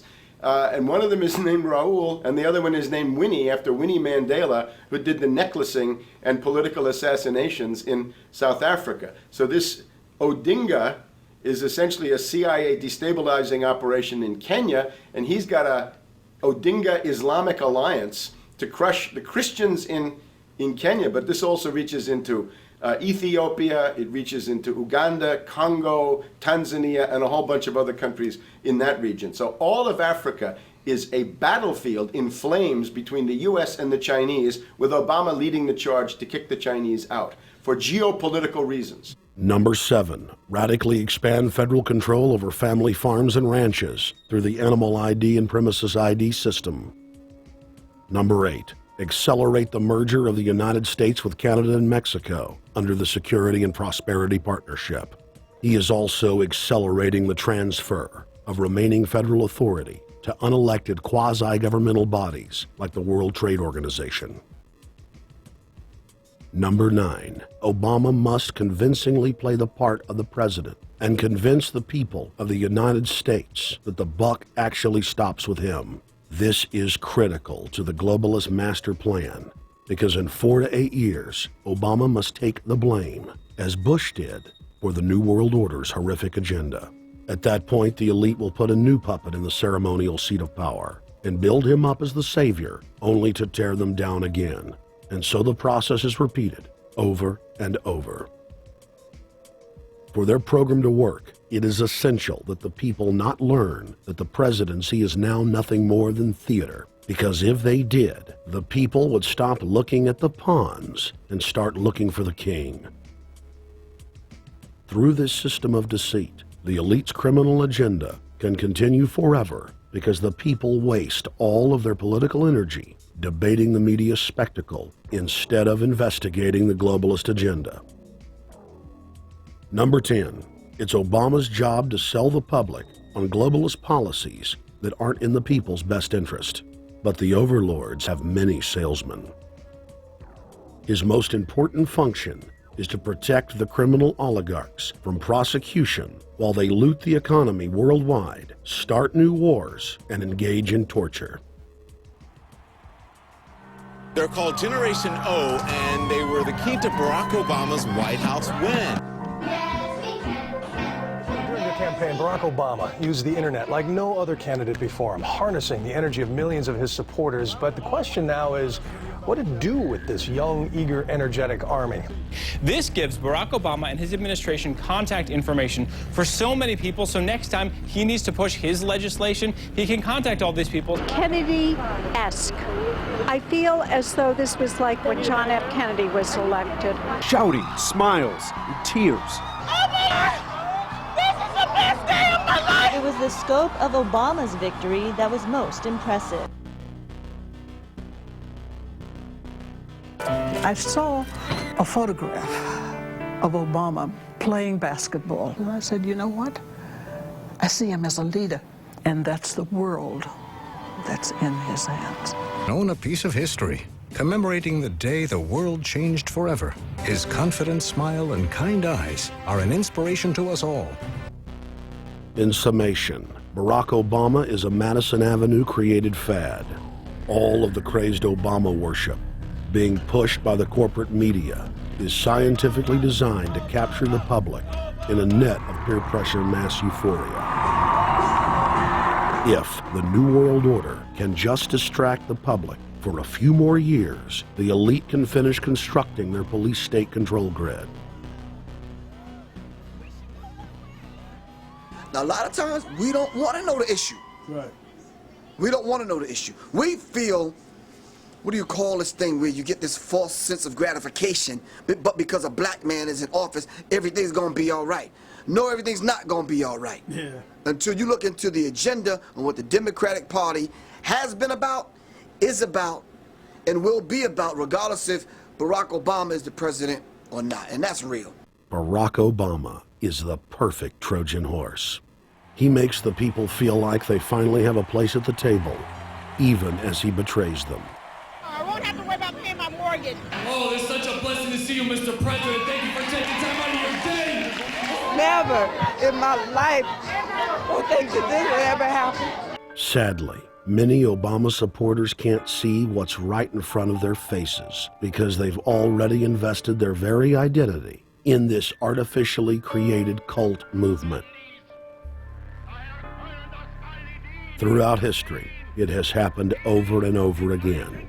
People turn their intellect over to cult of personality mass movements, and it's happening again. The evidence presented in this film is documented fact.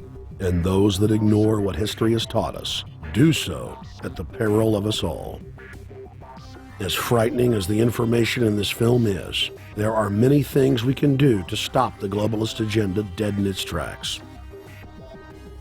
First, we expose the cult of Obama for what it is, a sad hoax. Next, realize that we are all being propagandized 24/7.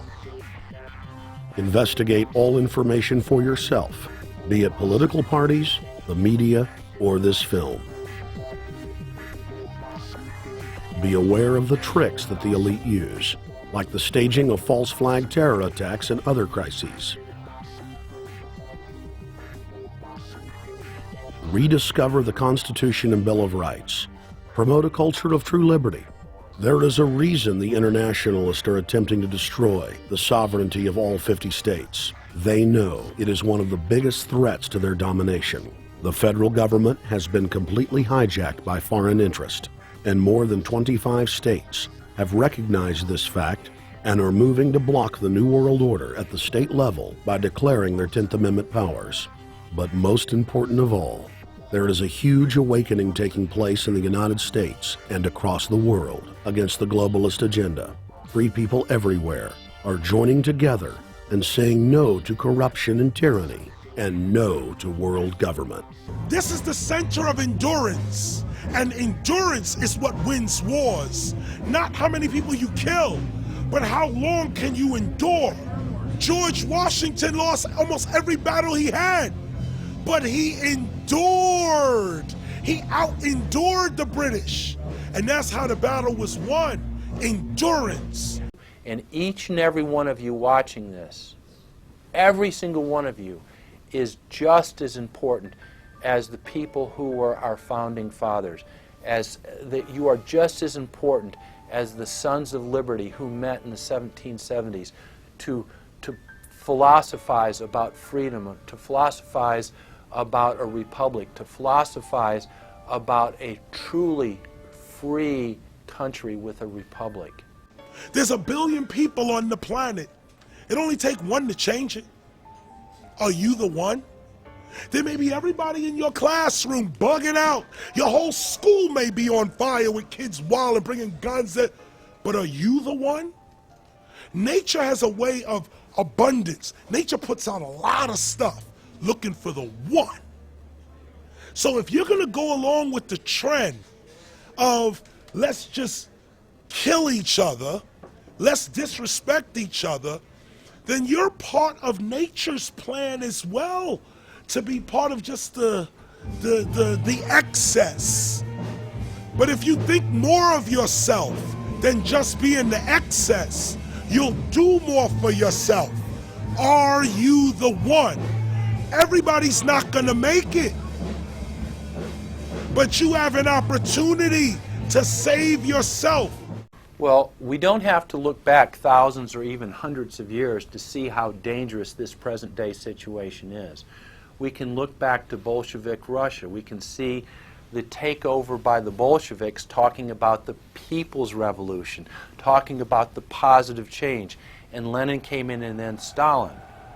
The fact is that over 40 million Russians between 1925 and 1940, good Russian, people who were Christians, people who had their own businesses, people who were educated, they were exterminated because they had their own business, because they were educated, because they believed in God's law.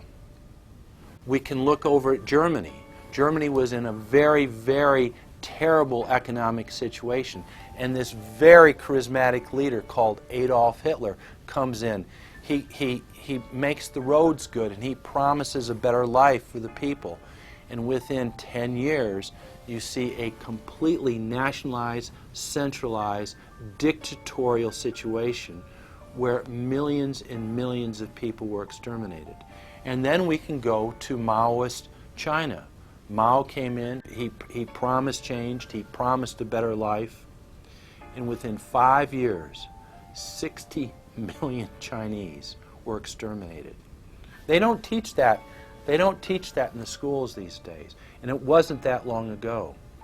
And I pray to God that this will not happen in the United States. And the way it won't happen is if you and your friends and all of us together take action to say no. This country is too precious. It's too wonderful.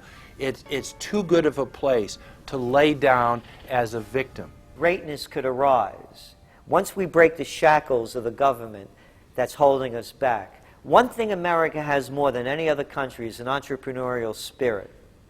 One thing we have more than any other country is the ability to be innovators. You know, if I was born in Italy, I wouldn't be the trend forecaster I am today because I would have been locked into a culture of thinking one way. We have that freedom of expression and freedom of thought that could free us to create greatness again if Big Brother doesn't come down on us harder. Humankind is at a historic crossroads. The forces of globalism are marching towards absolute despotism. Look in the mirror, count the cost, and decide, are you going to let history repeat itself? Or will you stand tall with freedom lovers everywhere and stop the completion of a world dictatorship?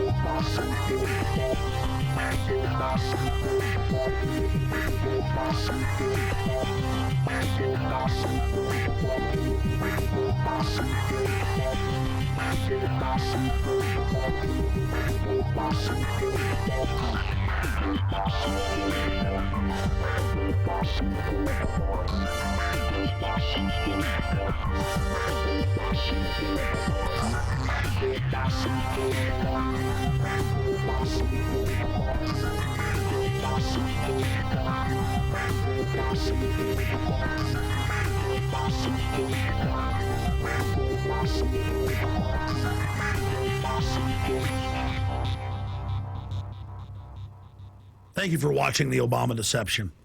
I want to challenge all of you out there who are shocked by this film to take time out to research the claims of this documentary so that you will discover that we've told you the truth and that, frankly, it's far worse than we could even present here in the limited time we had. And once you find out the claims in this film are true, I want to ask you to do the only thing you can do. Spread the word. Warn your friends and family, your neighbors, about this deception, about this betrayal.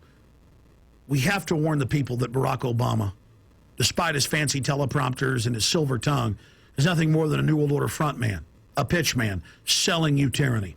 Please get the high-quality DVD at Infowars.com. Make copies of it. Get it out to people. Wake them up. Let them know the threat. Let them know what the New World Order and the global banking system is doing. Download high-quality copies at PrisonPlanet.tv. Whatever you do, get the truth out to the people. Because as Thomas Jefferson said, all that evil men and tyrants need to flourish is that good men and women do nothing. So we cannot stand here idle while this treason is taking place, while this betrayal is unfolding. Thank you so much for watching The Obama Deception.